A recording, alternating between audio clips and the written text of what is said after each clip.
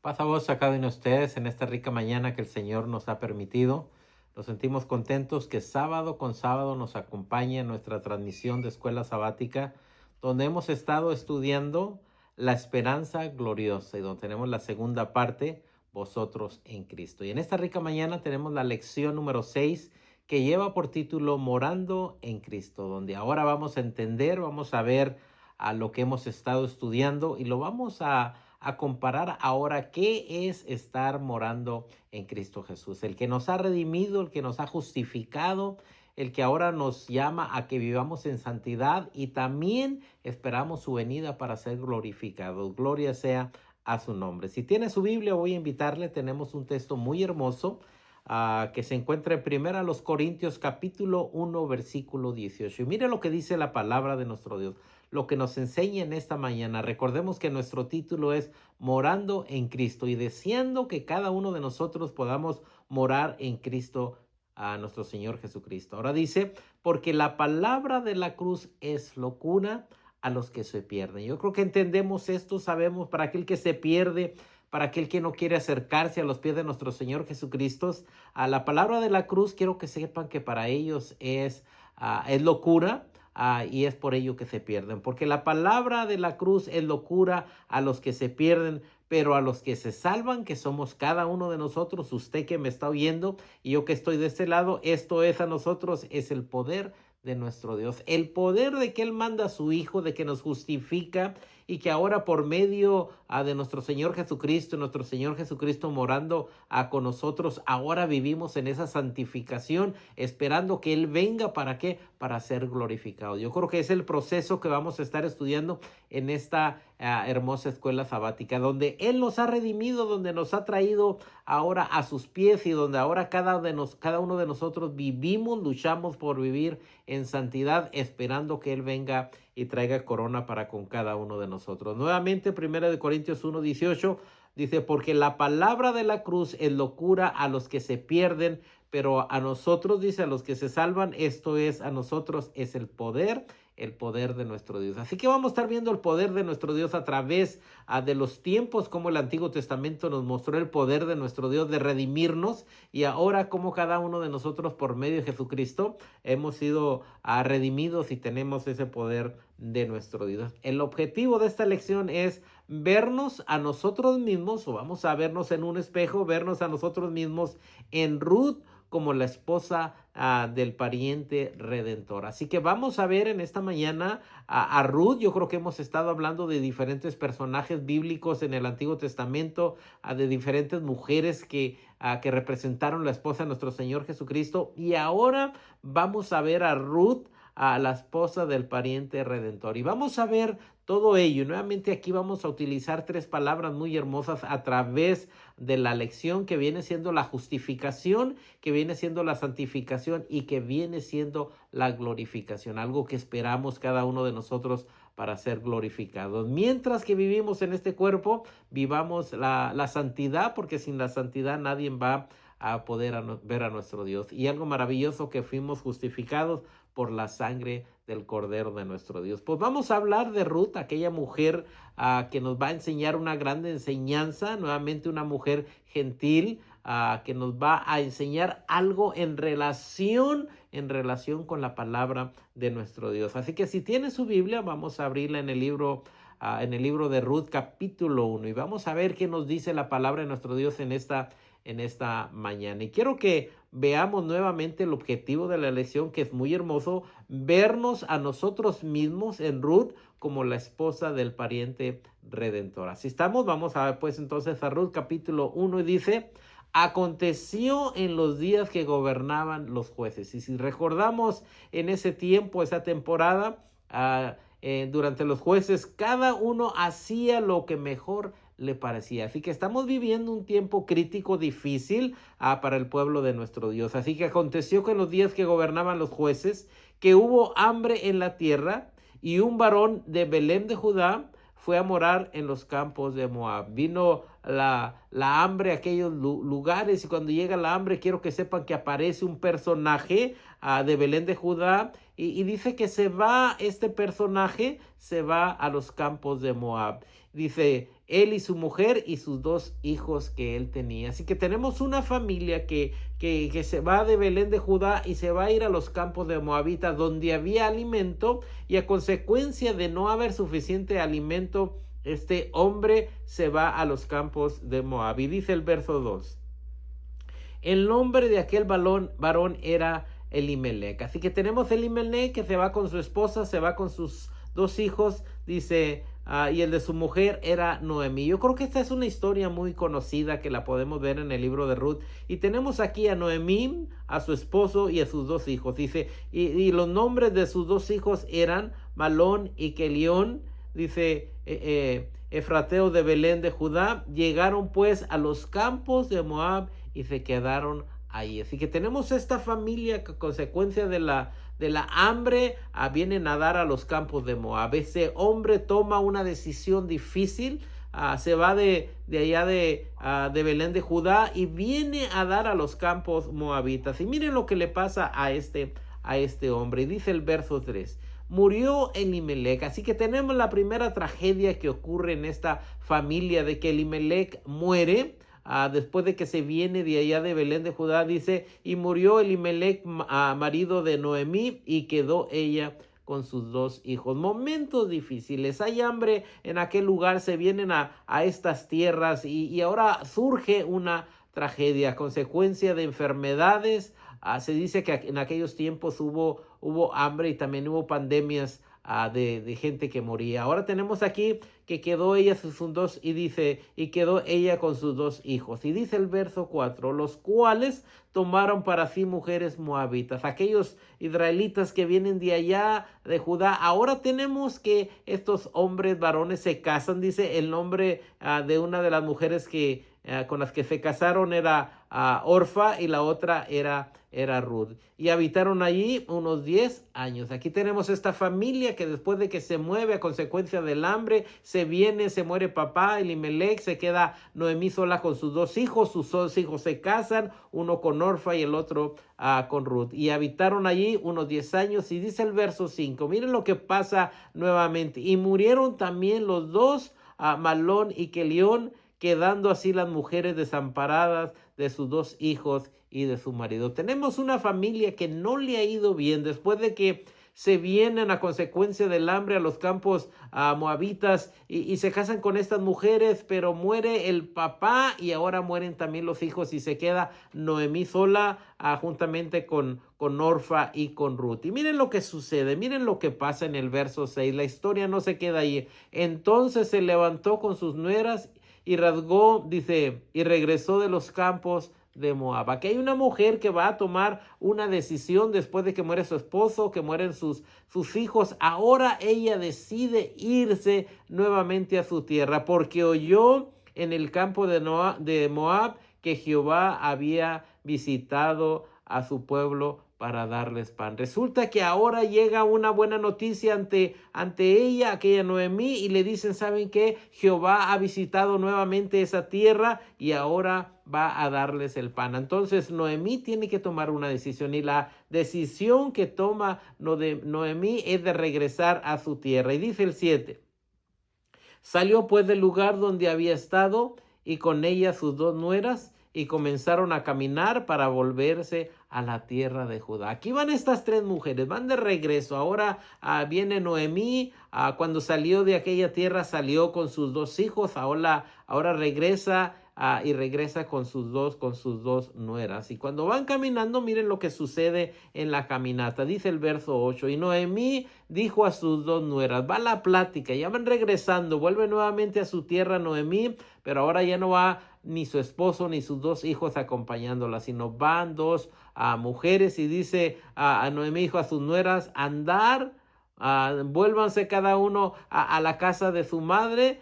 Y dice, Jehová haga con vosotras misericordia como lo habéis hecho con los muertos y conmigo. Así que inmediatamente cuando van de regreso, ella dice, ¿saben qué? Regrésense, váyanse con su familia. Dice el 9, dice, y os conceda Jehová que halléis descanso, cada una en casa de su marido. Luego las besó y ellas alzaron su voz y lloraron. Nuevamente aquí estas mujeres ya yendo rumbo de regreso, inmediatamente aquí Noemí les da un beso y le dice, ¿saben qué? Regrese cada quien de donde salieron. Y dice el 10, y le dijeron, ciertamente nosotras iremos contigo a tu pueblo. Estas mujeres, las dos, dicen las mismas palabras. ¿Sabes qué? Te vamos a seguir, queremos ir contigo. Pero mire lo que contesta ahí en el verso 11. Y Noemí respondió, vuélvanse, hijas mías, ¿para qué habéis de ir conmigo? Regresen, no es necesario que se vengan conmigo. Tengo yo más hijos en el vientre que pueda ser vuestros maridos. Volvaos, hijas mías, dice, e idos, porque yo ya soy vieja para tener marido, y aunque dijese, esperanza tengo, y esta noche estuviera con marido, aún tiene que pasar muchos años, mucho tiempo. Así que aquí está la conversación, lloran las mujeres, inmediatamente Noemí les dice, ¿saben qué? Regrésense, vuelvan a su casa, y aquí está la plática. Y miren lo que pasa en el verso 13. ¿Habéis vosotras de esperar hasta que ya fuesen grandes? Dice, esto es imposible, mejor regresen, váyanse. ¿Habéis de quedado sin casarse por amor a ellos? No, hijas mías, que mayor amargura tengo yo que vosotras, pues la mano de Jehová ha salido contra mí. Ella está pensando que la consecuencia de haber salido de aquella tierra e irse a los campos de moabitas, que se le mueren sus hijos, se le muere su esposo, ahora dice, pues la mano de Jehová ha salido contra mí. Ella ha entendido que ha cometido un error el salir de aquella tierra buscando alimentos. Ahora nuestro Dios ha visitado a la tierra de Israel y hay alimento en Israel. Y dice el 14. Y ellas alzaron otra vez su voz y lloraron. Nuevamente ese lloro, ese lamento, la situación por la que estaban pasando. Ha muerto en este caso el esposo de Noemí. También han muerto los esposos de estas mujeres, de Orfa y también de Ruth. Y ahora dice, y ellas alzaron otra vez su voz y lloraron. Y Orfa besó a su suegra, mas Ruth se quedó con ella. Así que una decide volver a su casa de las moabitas, y sin embargo Ruth ahora decide seguirla, decide quedarse con ella. Y mire lo que sigue diciendo la historia, que es algo hermoso. Dice, y Noemí dijo, he aquí tu cuñada se ha vuelto a su pueblo y a sus dioses, vuélvete tras ella. Dice, ¿sabes qué? Tu cuñada ha regresado, tu cuñada ha tomado la decisión de regresar a casa. ¿Por qué no haces tú lo mismo? Y miren lo que contesta Ruth, que nuevamente es el libro llamado Ruth, donde nos da la historia de ella. Respondió Ruth, no me ruegues que te deje y me aparte de ti, porque a donde quiera que tú fueres iré yo, y donde quiera que vivieres viviré. Tu pueblo será mi pueblo y tu Dios será mi Dios. Donde tú murieres, moriré yo, y allí será sepultada. Dice, y allí seré sepultada. Dice, así me haga Jehová, y aún me añada dice que solo la muerte nos va a separar entre nosotras dos. Estas palabras a través de los años, en bodas, en predicaciones, se ha oído esta hermosa frase donde dice, no me ruegues que te deje, y algo maravilloso, tu pueblo será mi pueblo, tu Dios será mi Dios. Donde tú vayas, yo voy a ir contigo. Esta mujer, esta Ruth, decide seguir a Noemí, dejando todo y siguiendo hacia donde iba Noemí. Dice, ahora nos vamos más adelante en el capítulo 3, versículo 8, donde ahora se queda, donde ahora regresan, y donde ahora a Noemí está encargada de Ruth y le pide que haga algo con un pariente. Y dice el verso 8 del capítulo 3. Y aconteció que a la medianoche se entremeció aquel hombre y se volvió, y he aquí una mujer estaba acostada a sus pies. Esta mujer era Ruth, consejo que le había dado Noemí para que la pudiera redimir alguien, y algo maravilloso, que aquella Ruth es una mujer obediente. Entonces dice el 3:9, entonces él dijo, ¿quién eres? Y ella respondió, yo soy Ruth tu sierva, extiende el borde de tu capa sobre tu sierva, por cuanto eres pariente cercano. Así que buscaba quien fuera quien la redimiera. Y quiero que sepan que algo maravilloso, ¿verdad? Estando nosotros muertos en delitos y pecados, llega nuestro Señor Jesucristo y es el que nos redime a cada uno de nosotros. Dice el verso 10. Y él dijo, bendita seas tú de Jehová, hija mía, has hecho mejor has hecho mejor tu postrera bondad que la primera, no yendo en busca de los jóvenes, ya sean pobres o sean ricos. Ahora pues no temas, hija mía, yo haré contigo lo que tú digas, pues toda la gente de mi pueblo sabes que eres una mujer virtuosa. Miren la maravilla, algo que esta mujer viene de un lugar y viene ahora al pueblo de nuestro Dios, y la gente del pueblo se ha dado cuenta que esta es una mujer virtuosa. Y dice el 12, ahora, aunque es cierto que yo soy pariente cercano, con todo eso hay pariente más cercano que yo. Le dice este hombre, hay un pariente más cercano que yo, le dice vos. Pero hay algo maravilloso que quiero que sepan, porque Ruth está representando ahora a la esposa de nuestro Señor Jesucristo. Y mire esta esposa como es, y que ahora la iglesia representa la esposa de nuestro Señor Jesucristo.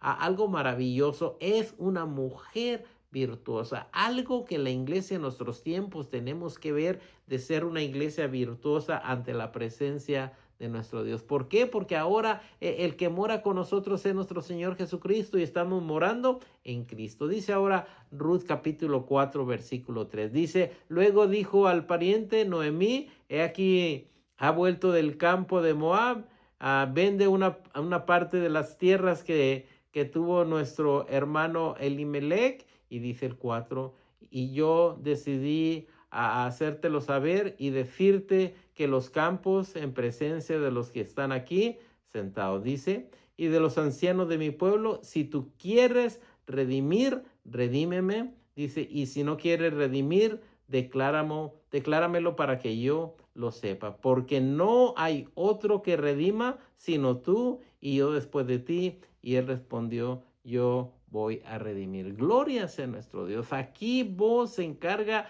de redimir a Ruth, viendo la situación, viendo a la mujer virtuosa. Y ahora tenemos que nuestro Dios está presente en el Antiguo Testamento, mostrando el Jesucristo oculto que iba a venir a ser revelado en el Nuevo Testamento. Y mire lo que dice el 5, algo maravilloso. Entonces replicó vos, el mismo día que compraste las tierras de mano de Noemí, debes tomar también a Ruth, la moabita, mujer del difunto, para que restaures el nombre del muerto sobre sus posiciones. Y respondió el pariente, no puedo redimir para mí, no sea que dañe mi heredad.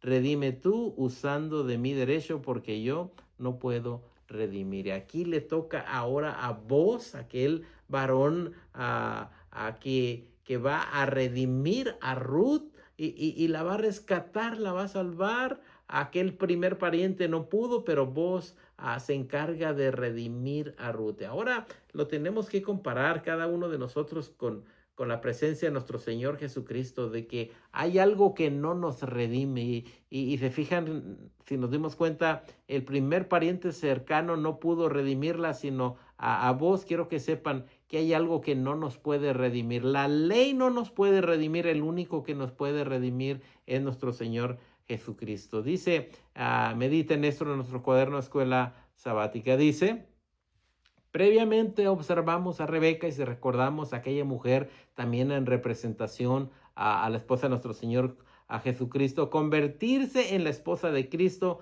cuando ella decide confiar y seguir al Espíritu Santo que estaba representado en el siervo de Abraham. Si recordamos aquella hermosa historia donde va el siervo a buscar esposa para Isaac y Rebeca tiene exactamente todo los elementos que se buscaba para la esposa de Isaac. Dice, también observamos a Rahab, si recordamos semanas pasadas, una prostituta gentil quien confió en la bondad de Dios, quien la salvaría por actuar con fe. ¿Recuerdan aquella mujer que guardó aquellos espías en la casa de ella y pidió misericordia, y Dios le concede la misericordia que cuando llegaran a poseer aquella tierra, el cordón escarlata que iba a poner sobre la ventana iba a salvar la vida de ella, de sus padres y también de sus hermanos? Gloria sea nuestro Dios, una mujer gentil que nuestro Dios la redime, que tiene la misericordia, y nuevamente comparándolo a nosotros, estando nosotros muertos en delitos y pecados, como Él tiene misericordia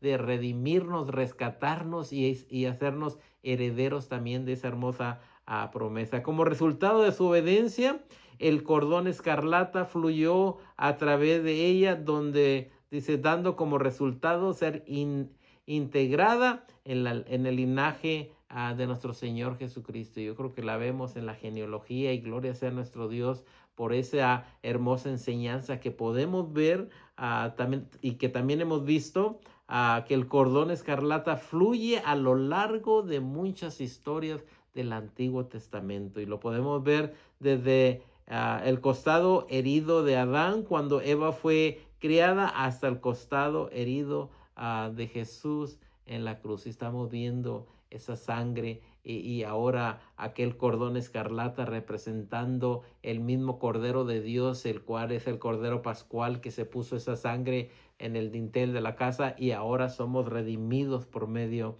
de él. En el libro de Ruth se nos enseña acerca de Elimelech, un israelita quien enfrentó una hambruna en su tierra natal. Hay hambre en aquella ciudad.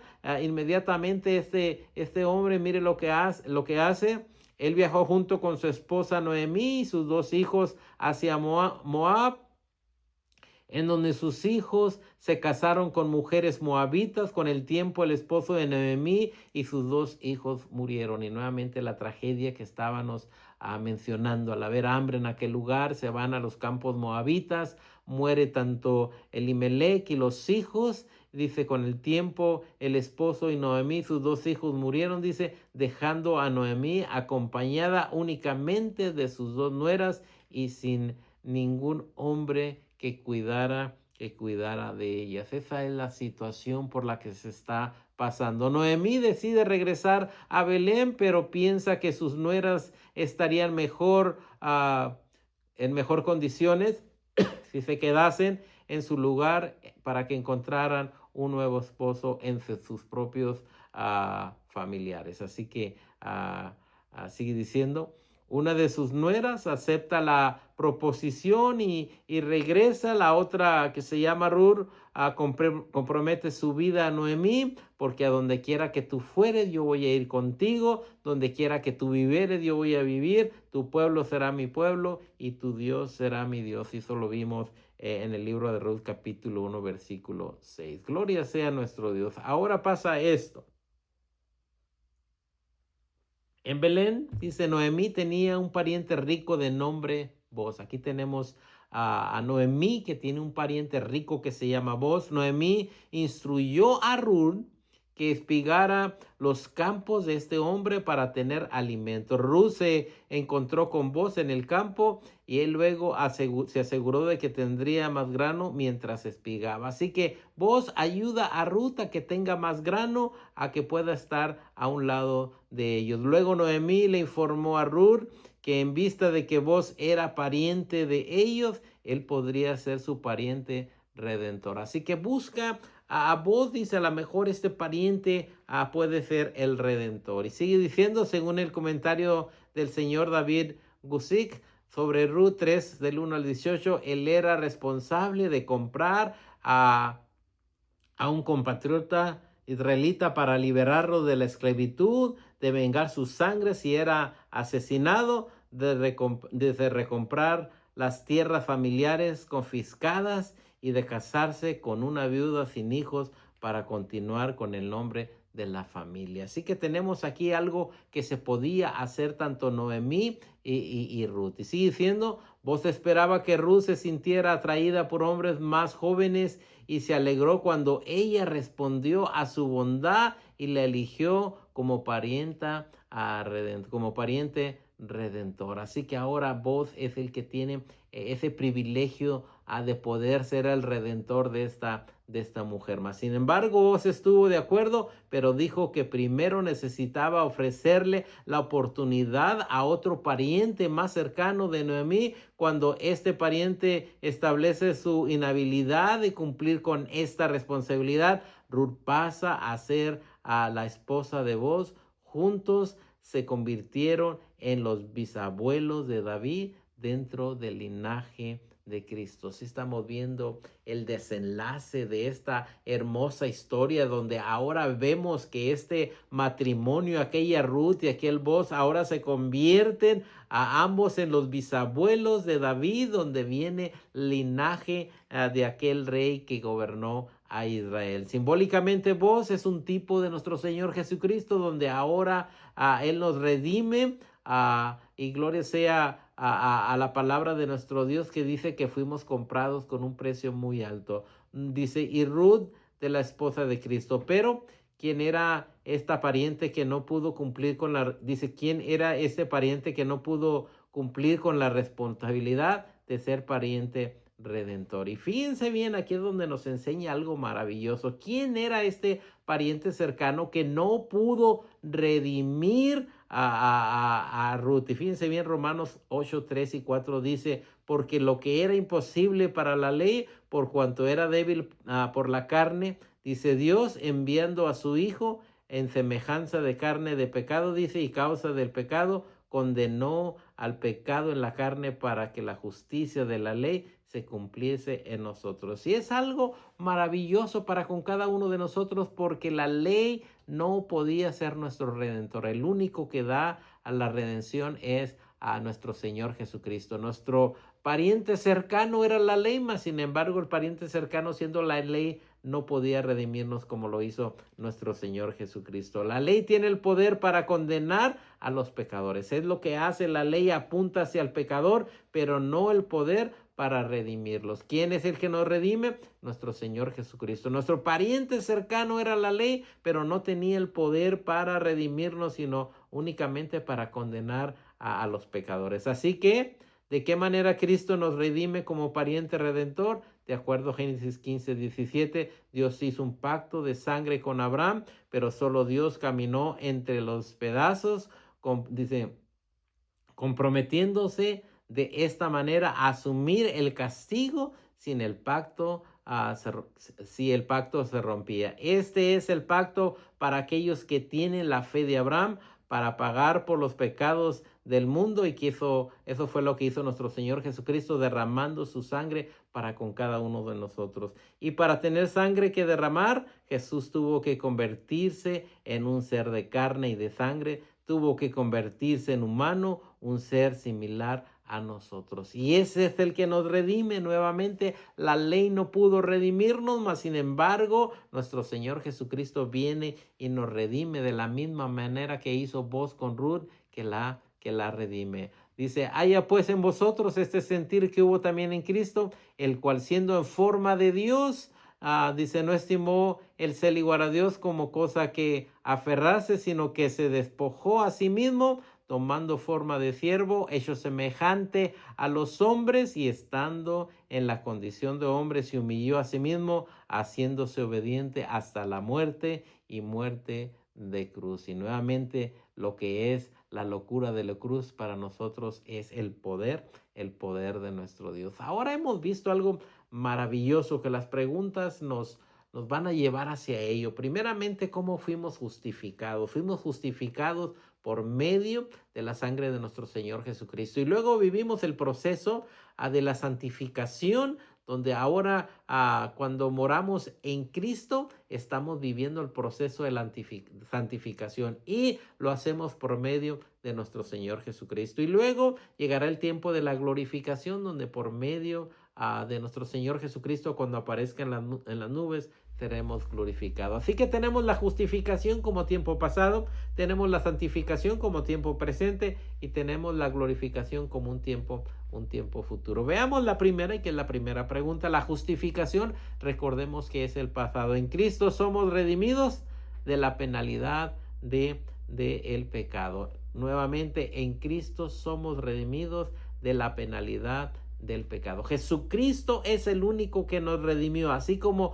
vos redimió a Ruth, y Ruth siendo la esposa de nuestro Señor Jesucristo. En este aspecto, quiero que sepan que ahora lo que dice Hebreos 13:38 en adelante, dice, ¿sabes pues esto, varones, hermanos, que por medio de Jesucristo se nos anunció el perdón de pecados por medio de nuestro Señor Jesucristo, y que la palabra de nuestro Dios nos dice que fuimos justificados por medio de nuestro Señor Jesucristo. Y esto es un regalo que Dios ha dado al hombre. ¿Por qué? Porque nosotros estábamos muertos en delitos y pecados, y la paga del pecado es la muerte, pero llega nuestro Señor Jesucristo y anunció ahora el perdón de los pecados por medio de la justificación. Dice, y que de todo aquello de que por la ley de Moisés no pudiste ser justificados, en él, dice, en él es justificado todo aquel que cree. Por medio de la ley no pudimos ser justificados, porque la ley no nos justifica. La ley únicamente apunta hacia el pecador, pero sin embargo llega nuestro Señor Jesucristo, y por medio de la sangre preciosa de nuestro Señor Jesucristo, cada uno de nosotros ahora fuimos justificados. ¿Quién es el que nos justifica? Nuestro Señor Jesucristo. Él es el que nos redime, es el que limpia a nuestra vida, nos quita el pecado. Dice también Romanos 3:23, por cuanto todos pecaron, dice, y están destituidos de la gloria de Dios. A consecuencia del pecado, todos pecaron y todos estamos destituidos de la gloria de nuestro Dios. Dice el 24, siendo justificados gratuitamente por su gracia mediante la redención que es en Cristo Jesús. Fuimos ahora justificados por medio de la sangre de nuestro Señor Jesucristo, a quien Dios puso como propiciación por medio de la fe en su sangre, para manifestar su justicia a causa de haber pasado por alto, dice, a todo el pecado, dice, en su paciencia, dice, los pecados pasados, con la mira de manifestar en este tiempo su justicia, a fin de que Él sea justo y el que se justifica al que es de la fe de Jesucristo. Ahora, por medio de la fe que tenemos en nuestro Señor Jesucristo, quiero que sepan bien, en nuestro Señor Jesucristo nos justifica, y ahora cada uno de nosotros somos justificados, y ahora en agradecimiento cada uno de nosotros nos acercamos ante nuestro Dios. Miren lo que dice Romanos 5. Justificados pues por la fe de nuestro Señor Jesucristo, tenemos paz para con Dios por medio de ¿quién? De nuestro Señor Jesucristo. Así que hemos sido justificados, hemos sido acercados a la promesa, estando nosotros alejados de ella. Llega nuestro Señor Jesucristo, nos llama hijos de nuestro Dios, y aún no se ha manifestado todo lo que hemos de ser, pero sabemos que cuando Él apareciere seremos semejantes a Él, porque le veremos tal y como Él es. Dice el verso 2, Romanos 5:2, por quien también tenemos entrada por la fe a esta gracia, en la cual estamos firmes y nos gloriamos en la esperanza de la gloria de nuestro Dios. Gloria sea nuestro Dios. Dice Romanos 5:8, mas Dios muestra su amor para con nosotros en que, siendo aún pecadores, Cristo murió por nosotros, pues mucho más, estando ya justificados en su sangre, por Él seremos salvos de la ira. Viene la ira de nuestro Dios, hemos de ser salvos. ¿Por qué? Porque fuimos justificados. ¿Por qué? Por su sangre. Ahora estamos morando en Cristo Jesús. Y cuando estamos morando en Cristo Jesús, quiero que sepan que cuando Él mora dentro de nosotros, llega el proceso de la santificación, que es el presente. Con Cristo en nosotros estamos venciendo el poder del pecado a medida que maduramos en nuestro Señor Jesucristo. Gloria sea nuestro Dios. Ahora tenemos que vivir en la santidad, dice Romanos 8:1 en adelante. Ahora pues, ninguna condenación hay para los que están en Cristo Jesús, los que no andan conforme a la carne, sino conforme al Espíritu. Ya no hay condenación en nosotros. ¿Por qué? Porque Cristo vive dentro de nosotros. Ahora Él está morando en nosotros. Estamos siendo santificados a consecuencia de que Él vive dentro de nosotros. Dice, porque la ley del Espíritu da vida en Cristo Jesús me ha liberado de la ley del pecado y de la muerte. Ahora Él vive dentro de nosotros, y aun cuando llega la muerte dice que estamos durmiendo. Gloria sea nuestro Dios. Porque lo que era imposible para la ley, porque la ley no salvaba, ¿quién es el que salva? Nuestro Señor Jesucristo. La ley únicamente apuntaba hacia el pecador. Porque lo que era imposible para la ley, por cuanto era débil para la carne, Dios, enviando a su Hijo en semejanza de carne de pecado, y a causa del pecado condenó al pecado en la carne. Él, viviendo en carne, condena al pecado. ¿Por qué? Porque Él es el dueño de todo lo que hay en este mundo. Dice el 4, dice, para que la justicia de la ley se cumpliese en nosotros, dice que no andamos conforme a la carne, sino que andamos ahora conforme al Espíritu. Yo creo si recordamos el fruto del Espíritu, andamos ahora en el gozo, en la paz, en la paciencia. Ahora, ¿qué esperamos entonces? Santificarnos cada uno de nosotros. ¿Qué tenemos que hacer? Dice primera a los Corintios 6, 9 en adelante. ¿No sabéis que los injustos no heredarán el reino de nuestro Dios? Mire los pasos que tenemos que hacer para vivir en la santidad. No erréis, dice, ni los fornicarios, ni los idólatras, ni los adúlteros, ni los afeminados, ni los que se echan con varones, ni los ladrones, ni los ávaros, ni los borrachos, ni los maldicientes. Y nos da una lista de todas estas personas que no van a heredar el reino de nuestro Dios porque no viven en la santificación que el Hijo de Dios desea para con cada uno de nosotros. ¿Por qué? Porque ya vivimos conforme al Espíritu y no conforme a la carne. Pero tenemos que vivir en la santificación morando en Cristo. Es de la única manera que se puede vivir en santificación es morando en Cristo Jesús. Pasajes que tenemos ahí, Efesios 4 del 1 al 3, del 13 al 15. Tenemos también Efesios 5 del 1 al 8. Primera de Juan 3 del 1 al 10, segunda de Pedro 1 del 2 al 11, segunda de Pedro 3 del 9 al 11. Y todos estos pasajes nos hablan de cómo el hombre debe de vivir de acuerdo a la santificación.